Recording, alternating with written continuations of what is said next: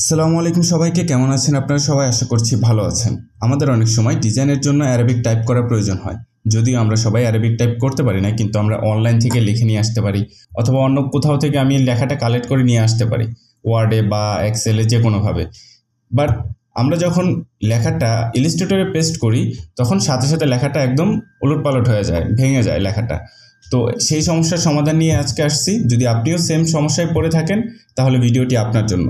তো প্রথমে আমরা ইলাস্ট্রেটরে চলে আসবো এবং ইলাস্ট্রেটরে আমি আপনাদেরকে দেখাবো। যেমন আমার কাছে একটা লাইন আছে, আমি যদি এই লাইনটা এখানে পেস্ট করি, দেখবেন আপনারা এটা একদম উলটপালট হয়ে গেছে, প্রত্যেকটা অক্ষর উলটপালট হয়ে গেছে। তো এটা মূলত একদম সিম্পল একটা ওয়ে। এটা হচ্ছে আপনি এডিটে যাবেন, প্রেফারেন্সে যাবেন, টাইপে। তো এখানে গেলে টাইপ নামে একটা অপশন পাবেন, শো ইন্ডিক অপশন। এই অপশনটা ক্লিক করে ওকে করে দিলেই আপনার কাজ হয়ে গেছে। তো আমি যদি এখন নতুন একটা পেজ নেই এবং এখানে যদি আমি লেখাটা পেস্ট করি, দেখেন চলে আসছে বিসমিল্লাহির রহমানির রহিম।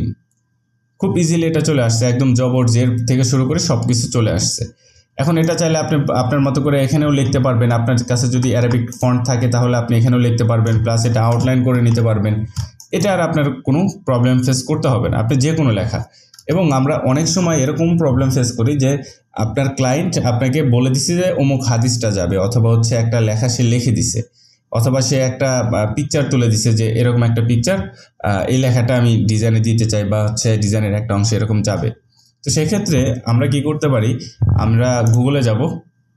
তো গুগলে গিয়ে আপনার যে ছবিটা আছে সেই ছবিটা এখানে আপলোড করে দেবেন, এবং আপলোড করে এখানে যখন আপনি ক্লিক করবেন, তো এখানে টেক্সটগুলো আপনি কপি করতে পারবেন এখান থেকে খুব ইজিলি। তো টেক্সট কপি করলাম, এবং এখন যদি আমি ইলাস্ট্রেটরে নিয়ে যাই এটা পেস্ট করি, দেখেন চলে আসছে।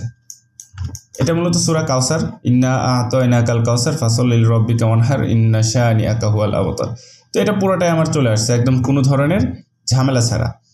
আশা করছি আপনারা বুঝতে পারছেন। ভালো থাকবেন সবাই, আল্লাহ হাফিজ।